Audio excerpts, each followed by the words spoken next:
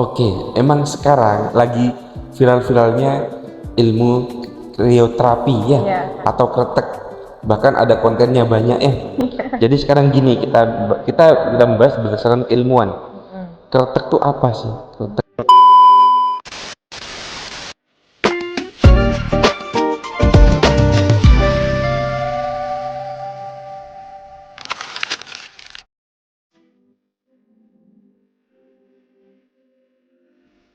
Assalamualaikum warahmatullahi wabarakatuh. Halo, Sobat Sehat RSU Unmu Jember. Selamat datang di Prima, podcast informasi masyarakat sehat RSU Unmu Jember. Di mana sebuah platform digital untuk ruang berbagi seputar kesehatan. Oke, untuk episode kali ini, Sobat Sehat, pernahkah kita ketahui atau menyadari gitu ya, bahwa kesehatan tulang dan sendi itu sangat berpengaruh pada kualitas hidup, termasuk saat beribadah. Mulai dari berdiri, ruku, sujud, bahkan duduk saat sholat, semuanya membutuhkan tulang dan sendi yang kuat. Lalu, bagaimana sih cara untuk menjaga tulang agar tetap kuat sejak usia muda?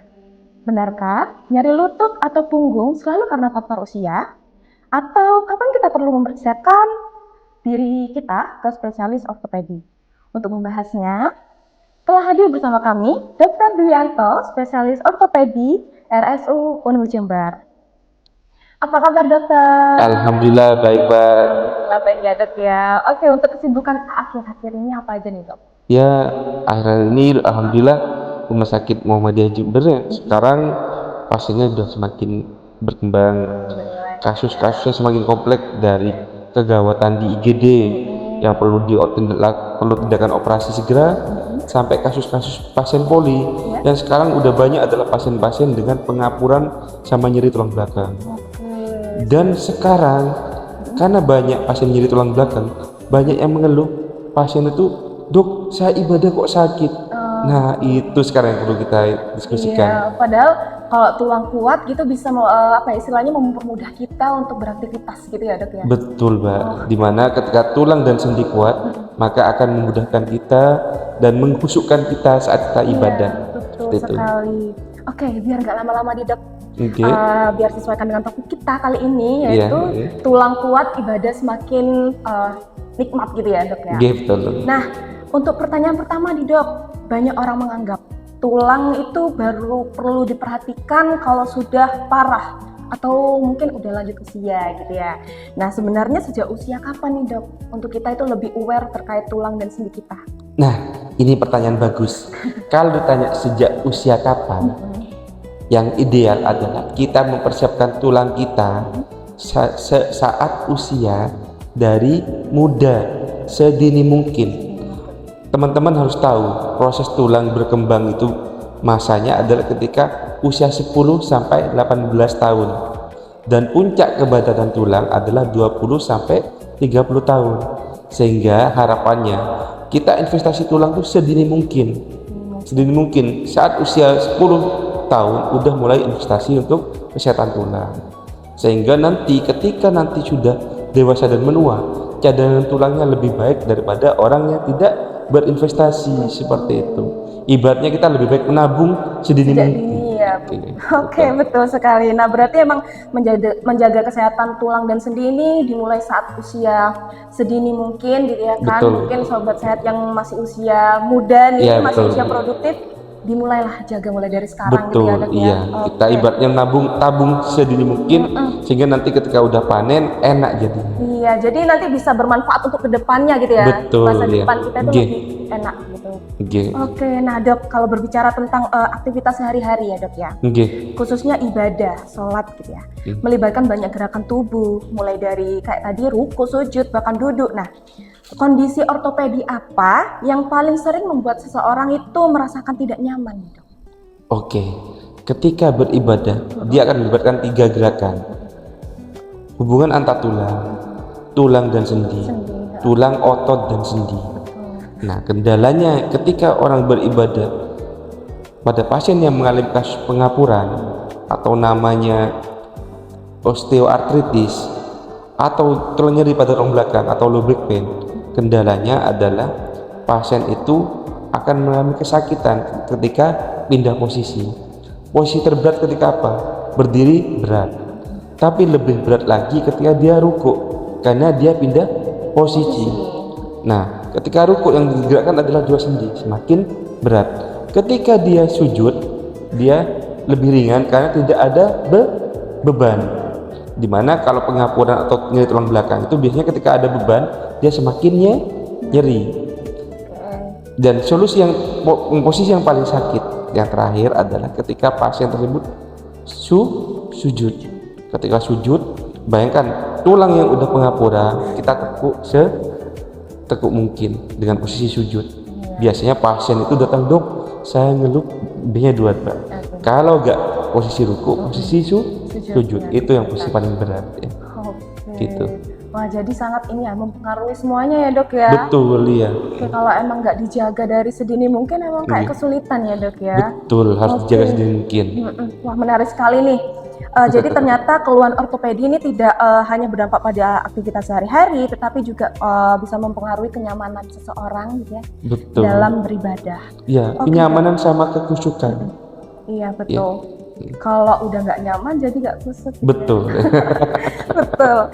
Nah, yang cukup mengejutkan nih dok ya, sekarang itu kayak keluhan nyeri lutut atau punggung itu justru banyak dialami oleh usia muda, kayak usia 30-an itu udah mengalami atau bisa dikatakan usia produktif ya dok ya. Betul. Nah, mengapa keluhan ortopedi ini sekarang justru banyak dialami usia muda nih dok? Atau biasa kita kenal kayak remaja jompo gitu ya kan. Nah, apakah ini berkaitan dengan gaya hidup modern kita gitu? Betul, ini pertanyaannya sangat luar biasa. Bahwa sekarang udah terjadi peralihan dari gaya hidup, Mbak. Dimana ketika orang zaman dahulu, ketika beraktivitas mereka biasanya berjalan kaki. Kalau nggak berjalan kaki, apa mereka lakukan? Misal pindah dari rumah ke rumah sakit bekerja, pakai sepeda ontel atau sepeda pancal kalau bahasa Jawanya. Sekarang kita pakai motor metik. Nah, tentu sangat berbeda. Dimana kalau kita berjalan kaki atau bersepeda rutin, otomatis kalori dibakar. Yang kedua apa? Pergerakan sendi terus bergerak. Gimana kalau sendinya bergerak? Cairan sinovial yang ada di lutut dia aktif, sehingga dia terus bereproduksi seperti itu. Yang pertama itu, yang kedua seperti itu. Yang ketiga apa? Masalah gaya hidup termasuk pola makan. Pola makan pengaruh Pak. Kalau zaman dahulu minumnya apa? Paling susu ya. Susu bagus buat tulang. Sekarang apa? Kopi, gula aren. Atau yang lebih parah, yang lebih bahaya adalah kita penggunaan minuman bersoda. Minuman bersoda itu menghambat penyerapan dari vitamin D. Pengaruh juga ya. Jadi betul sekali perubahan dari gaya hidup dari orang yang dulu sama yang sekarang berbeda. Ya. Lebih gampangnya sekarang lebih mager dan semua lebih serba praktis. Seperti itu. Oke, nah berarti benar ya, jadi gaya hidup itu saat ini kita memang berpengaruh besar terhadap kehidupan kita sehari-hari, terutama seperti tulang dan sendi tadi, apalagi pola makan gitu ya dok ya, kalau nggak dijaga itu juga mempengaruhi juga. Berpengaruh. Apalagi kita juga banyak konsumsi kayak minuman yang gulanya tinggi. Betul, gula tinggi, bersoda. Iya, bersoda itu juga jangan sering-sering ya, sobat sehat yang ada di rumah. Betul sekali.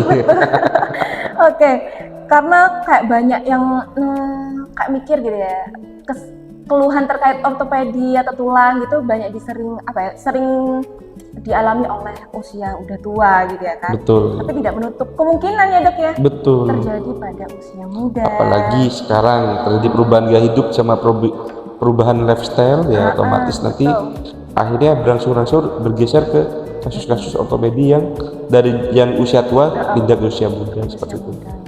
Okay. Jadi harus dijaga ya teman-teman untuk kesehatan tulang dan sendinya. Oke, selain aktivitas sehari-hari nih dok, kan ada nih sekarang tren olahraga yang sedang meningkat juga, mulai dari lari, ya kan, ataupun badminton, sepak bola, futsal gitu ya. Nah, apa kesalahan yang paling sering nih dok dilakukan masyarakat sehingga berujung pada cedera gitu kan? Nah, betul. Ranah ortopedi selain menyangkut patah tulang, cedera otot, erat hubungannya sama sport, sama olahraga. Karena nanti arahnya apabila lalai, apabila terjadi trauma ya larinya ke otot, tulang dan sendi, mungkin itu ya. Nah, Sekarang itu yang sering jadi masalah ketika teman-teman berolahraga, pertama tidak melakukan pemanasan. Nah, itu tadi. Pemanasan itu apa sih?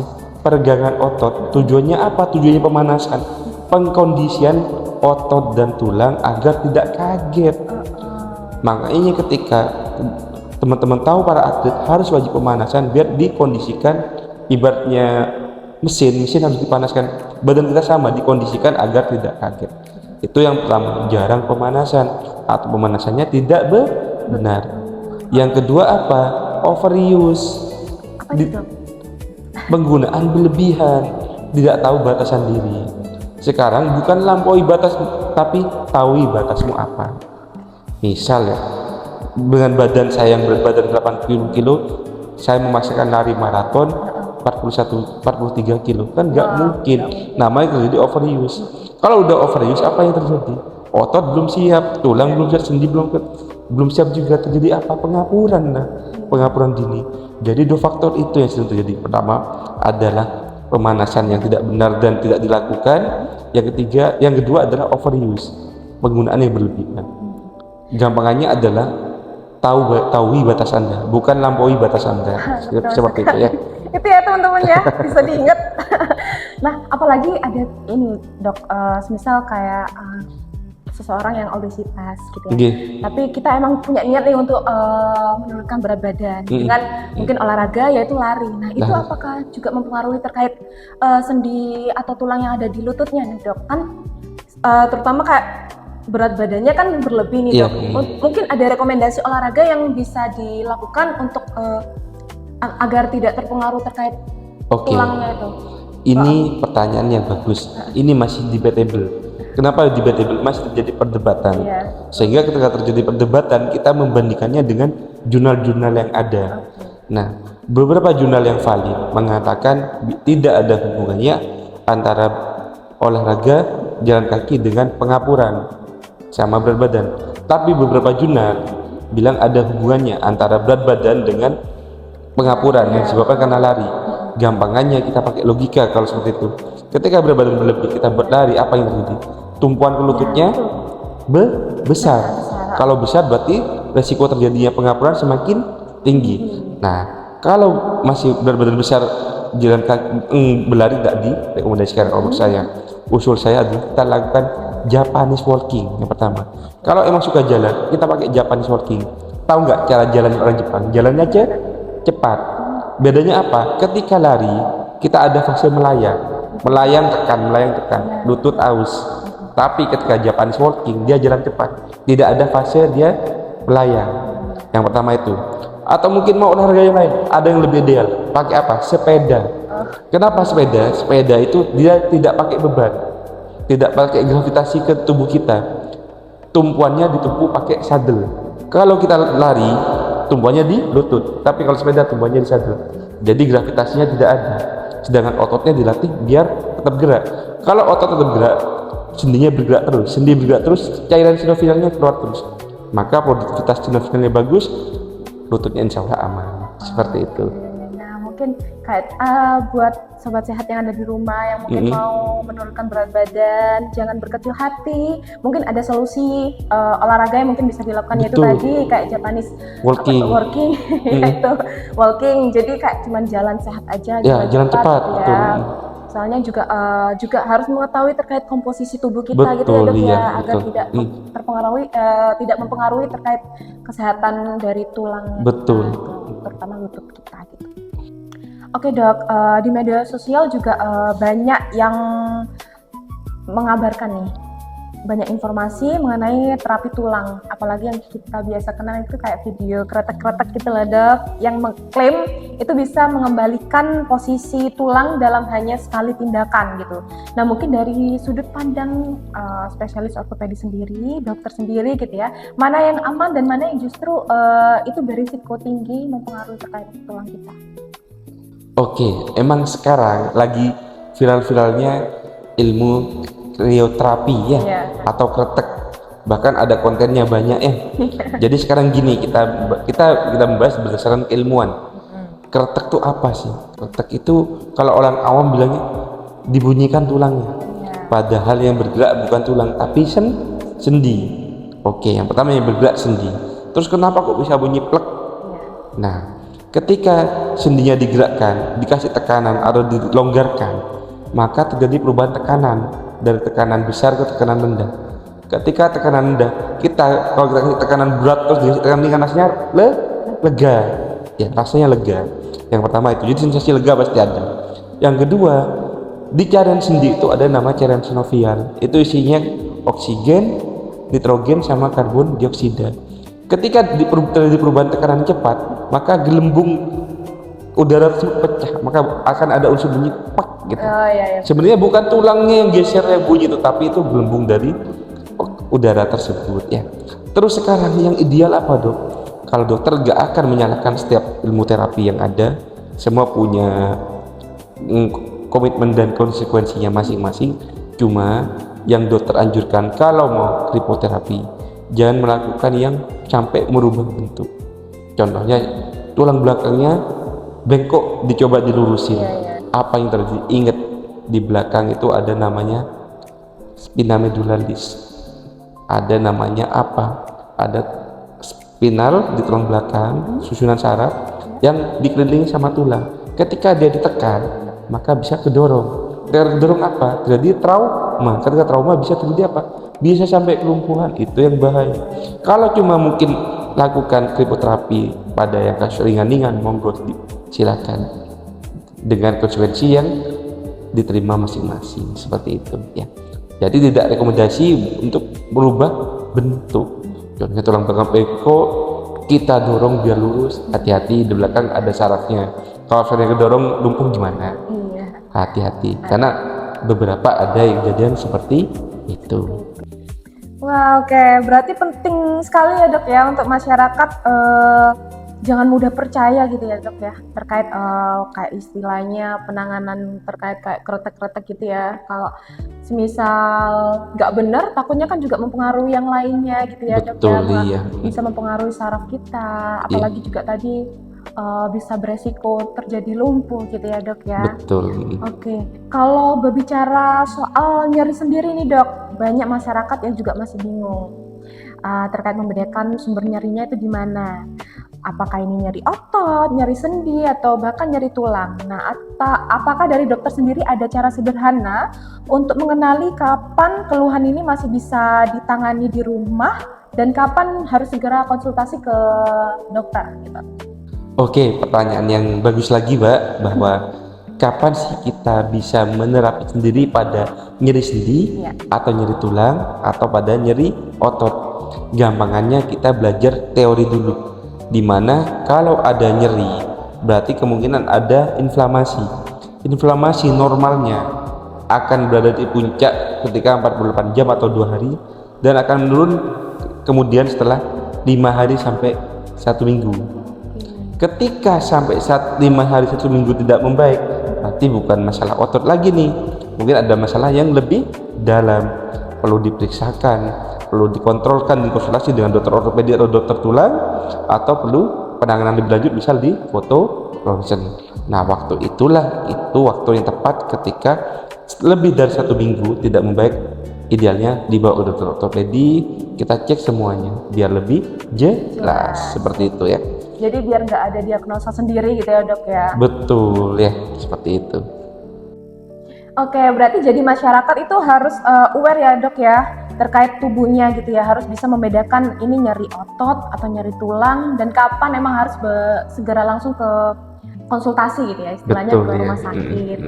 Nah, kalau ternyata ditemukan ada patah tulang nih dok, banyak yang langsung berpikir itu harus dioperasi istilahnya gitu ya. Benarkah demikian dok? Atau kondisi seperti apa nih yang memang membutuhkan operasi dan kapan cukup ditangani tanpa operasi? Oke, terima kasih Mbak. Jadi pertanyaannya itu adalah kapan pada patah tulang dioperasi atau tidak dioperasi. Yang pertama yang buat tidak perlu dioperasi adalah pertama kondisinya adalah patah tapi tidak geser, terutama pada anak kecil, di mana anak kecil itu punya kesempatan untuk remodeling lagi, membentuk tulang lurus lagi. Itu kuasa Gusti Allah Subhanahu wa taala, di mana tulang pada anak ketika dia masih acceptable, masih bengkoknya cuma dikit, dengan seiring bertambahnya tulang dia semakin lurus lagi. Yang pertama itu. Yang kedua adalah ada patah yang minimal displace. Apa minimal displace? Gesernya minimal. Kita agak operasi tapi kita konservatif dengan pasang gip. Tetap dipasang gip. Kalau dipasang gip tujuannya apa? Biar stabil. Kalau goyang-goyang maka tidak stabil, maka terjadi non union, nggak nyambung seperti itu. Karena ketika proses penyambungan tulang butuh stabilitas. Kita lakukan stabilitas pada tulang tersebut. Oke. Terus kapan dioperasi? Dioperasi pertama adalah kasusnya tidak acceptable, tidak bisa diterima. Maksudnya tidak bisa diterima, contohnya patah, tulangnya geser, bengkoknya nemen. Yang pertama. Yang kedua, patah dengan tulangnya keluar atau namanya open fracture atau pada tulang terbuka karena butuh tindakan pembersihan luka. Dan yang terakhir adalah pada pasien dengan indikasi dilakukan operasi, misalnya pertimbangannya pasien atlet. Kalau nggak bisa dioperasi, kalau nggak dioperasi dia nggak bisa melakukan aktivitas. Yang kedua adalah contohnya anak muda yang aktif, kayak kita yang masih usia 20-40, kalau nggak dioperasi nggak bisa aktivitas, berarti kan indikasi dilakukan operasi, tapi indikasinya relatif bukan absolut. Mungkin yang lain contohnya army, tentara, di mana dia harus dioperasi. Kenapa? Biar bisa aktivitas segera, biar bisa segera mengabdi, seperti itu. Dok, apakah proses recovery itu juga mempengaruhi berpengaruh juga sama dengan usia, Dok? Betul, ya. Bisa dijelaskan? Jadi gini, ketika terjadi patah tulang mungkin setelah operasi atau tidak operasi, maka selanjutnya adalah proses penyambungan tulang. Proses penyambungan tulang tuh dari pertama inflamasi radang dulu, habis itu setelah inflamasi maka terjadi soft callus, tulang yang lunak, kemudian hard callus, tulangnya udah mulai padat yang menyambungkan, baru yang terakhir remodeling. Nah, proses itu butuh proses fisioterapi juga. Semakin usia semakin tua, maka proses healingnya akan semakin lebih lambat daripada anak muda. Kalau tahu teman-teman, pada anak kecil proses penyambungan tulangnya 2 kali lipat lebih cepat daripada orang dewasa, apalagi orang tua. Sehingga proses remodeling sama proses rehabilitasinya pasti lebih cepat juga. Beda dengan orang dewasa tua. Kalau orang dewasa tua maka proses penyambungannya lambat, maka proses rehabilitasi pada tulangnya juga lebih lambat. Itu perlu kita jelaskan kepada pasien, seperti itu ya. Oke, nah ini bisa meluruskan buat anggapan nih dari selama ini yang beredar ya, buat sobat sehat yang ada di rumah, ternyata tidak semua patah tulang itu harus dioperasi ya, Dok. Betul, ya? tidak semua. Ada indikasinya. Betul, harus ada indikasinya. Kalau untuk pencegahan sendiri nih, Dok, terutama bagi masyarakat yang bekerja setiap hari, yang biasa di depan komputer atau mengendari motor, atau bahkan pekerjaan yang biasanya memikul beban berat gitu ya di tempat kerjanya. Nah, mungkin ada kebiasaan kecil yang tanpa disadari itu dapat merusak kesehatan tulang dan sendi itu sendiri, Dok. Nah, mungkin itu bisa dijelaskan. Oke, gini, ketika berhubungan dengan kerja, kita akan membentuk posisi senyaman mungkin dan sesehat mungkin. Posisi senyaman dan sesehat mungkin itu namanya posisi ergonomis. Nah, gampangnya pada kasus pasien dengan atau karyawan muda yang biasa di komputer. Pertama adalah layarnya itu harus sejajar dengan mata kita. Yang pertama itu. Yang kedua adalah bahunya harus duduk rileks sama sikunya 90 derajat atau 100. Karena ketika dia gini dia gampang lemah. Jadi se-ergonomis mungkin untuk bahu dan sikunya. Kemudian jangan lupa tegak badannya. Atau kalau ada sandal silakan bersandar. Lebih baik bersandar daripada bungkuk. Karena ketika bungkuk dia tidak ergonomis. Oke, setelah badan dari kepala sampai badan, kita bahas lututnya. Lututnya kalau bisa idealnya ada lutut fleksi 90 derajat. Dan 90 derajat dia posisi serileks mungkin dan menyentuh tanah. Seperti itu ya. Kalau mengangkut ada posisinya juga. Jangan langsung ketika itu langsung diambil, enggak. Kakinya ditekuk dulu baru diangkat. Itu pertama adalah memudahkan otot kita, yang kedua mencegah terjadinya cedera. Ya. Sering terjadi juga pada contoh kasus pasien dengan buruh pabrik yang suka melakukan aktivitas linting rokok. Itu harus pertama pemanasan. Ya. Terus jangan lupa kalau di depan komputer perlu penyegaran lagi ketika 60 menit istirahat bentar, relaksasi dulu. Iya, Ya, betul. seperti itu ya. Ada peregangan gitu ya, Ya, Dok, ya. perlu peregangan dulu ya. Biar Ya, rileks, relax. kerjanya biar nyaman Betul, juga, iya. ya produktif gitu Produktif betul ya. ya. Oke. Ya kuncinya itu ergonomis. Ergonomis itu tadi ya, Dok, Iya, ya. iya. Oke, nah itu mungkin bisa dipraktekkan ya buat sobat sehat yang ada di rumah, Iya. yang lagi bekerja maupun yang di depan komputer gitu ya. Yang udah dijelaskan Dokter Yayan tadi mungkin bisa dipraktekkan. Oke, Dok, ternyata kayak kebiasaan kecil itu emang apa ya, jangan dianggap sepele ya, Dok, ya. Betul ya. Karena emang kalau dianggap sepele nanti dilakukan terus ya akan berdampak pada kesehatan tulangnya itu tadi gitu ya, Betul Dok, ya. iya. Nah, kalau seseorang ini sudah merasakan keluhan tertentu nih, Dok, saat beraktivitas gitu ya, maupun beribadah. Nah, apakah itu tanda bahwa penuaan yang normal atau justru sinyal adanya penyakit ortopedi yang perlu istilahnya segera diperiksa? Ya, apabila ada pasien yang udah mulai tidak nyaman ketika beribadah dan udah gak nyamannya lebih dari 1 minggu, idealnya perlu diperiksa. Kan dokter udah bilang tadi, mungkin kalau masih 1 minggu kurang mungkin masih aman, mungkin cuma ototnya yang nyeri atau ketika lebih dari 1 minggu berarti ada satu sinyal dari tubuh kita perlu dicek secara lengkap. Dicek secara lengkap ya kita harus periksa ke dokter ortopedi atau dokter langganan atau dokter yang ada di Rumah Sakit Muhammadiyah Malang. Kita cek, mungkin perlu foto ronsen dan lain-lain. Alhamdulillah di sini fasilitasnya sudah lengkap. Untuk masalah untuk CT scan ada, X-ray ada, bahkan kalau butuh MRI kita sudah ada mitra untuk melakukan MRI seperti itu. Nah, jadi jangan langsung menganggap bahwa itu hal wajar ya, Dok, ya. Jadi Iya. harus segera dikonsultasikan Lebih aja. aware, lebih baik. Lebih cepat, lebih baik gitu ya, Dok. Iya. Jadi peluang penanganannya itu juga semakin baik gitu ya, Dok, Iya. ya. Oke, sebagai penutup nih, Dok. Nggih. Nah, mungkin dari Dokter Duyanto sendiri memberikan pesan untuk masyarakat yang ada di rumah, sobat sehat ya. Nah, mungkin apakah ada 3 investasi nih, Dok, terbaik agar tulang tetap kuat hingga usia lanjut sehingga ibadah kita itu tetap nyaman dan aktivitas sehari itu tetap optimal. Nah, jadi apa nih, Dok, yang bisa Oke, direkomendasikan? 3 investasi yang kita rekomendasikan. Yang pertama adalah nutrisi. Perbanyak nutrisi, terutama apa? Vitamin D, kalsium sama protein. Kalsium banyak dari susu, yogurt, sayur berwarna hijau. Ya. Vitamin D tujuannya apa? Ketika kalsium di usus, yang membantu penyerapan kalsium adalah vitamin D. Dia yang membantu, berarti butuh kalsium sama vitamin D, sama protein juga, karena pengaruh terhadap proses pembentukan tulang. Yang itu pertama nutrisi ya. Yang kedua adalah olahraga. Olahraga juga harus tahu batasannya. Iya. Kalau usia 0 sampai 30 tahun masih sangat muda, boleh melakukan olahraga apapun, tapi jangan lupa nggak boleh overuse sama jangan lupa pemanasan. Tahu batasan diri ya. Kalau usia 30 sampai seterusnya, idealnya ada olahraga yang nggak pakai beban, non weight bearing sport, yang nggak pakai beban. Contohnya apa idealnya? Sepedaan, renang, nge-gym yang nggak angkat berat, seperti itu ya. Itu olahraga yang kedua. Yang ketiga adalah modifikasi gaya hidup. Pertama, hindari rokok. Rokok itu menghambat penyambungan tulang ketika patah. Yang kedua adalah dia meningkatkan risiko osteoporosis. Yang kedua, lifestyle selanjutnya adalah menjaga makanan, di mana kurangi minum soda. Tadi soda menghambat penyerapan dari vitamin D dan kalsium. Ya, paham ya?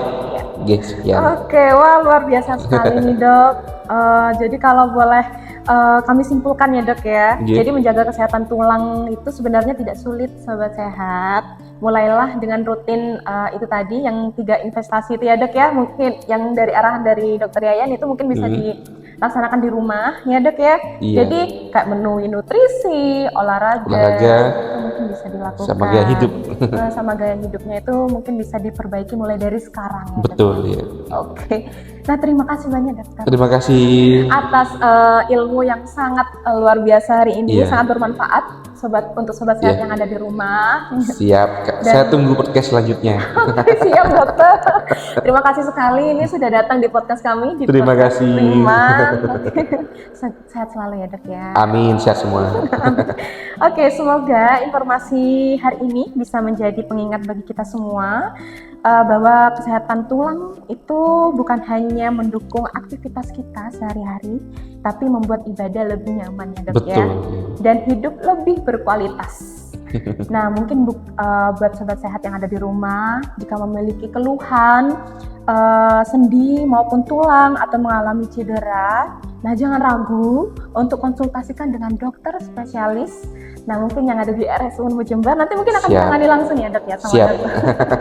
Oke, nanti akan ditangani langsung sama dokter Duyanto. Nah, di mana jadwal praktek dari dokter Duyanto ini mungkin bisa dipantengin aja di akun sosial media kita yang ada di pojok kanan video ini. Dan jangan lupa juga bisa juga sih untuk menghubungi call center yang ada di deskripsi video yang ada di bawah. Nah, di mana jadwal dan sebagainya itu ada di sana. Dan mungkin ada pertanyaan dari sobat sehat terkait topik kali ini maupun ada rekomendasi terkait topik lainnya. Nah, itu mungkin bisa ditulis di kolom komentar ya sobat sehat. Terima kasih juga buat sobat sehat yang ada di rumah yang telah menonton podcast kami dari awal hingga akhir, dan sampai jumpa di episode selanjutnya bersama RSU Unmu Jember. Layananku ibadahku tulus dengan sepenuh hati. Prima Dari kita untuk hidup lebih bermakna. Wassalamualaikum warahmatullahi wabarakatuh. Waalaikumsalam.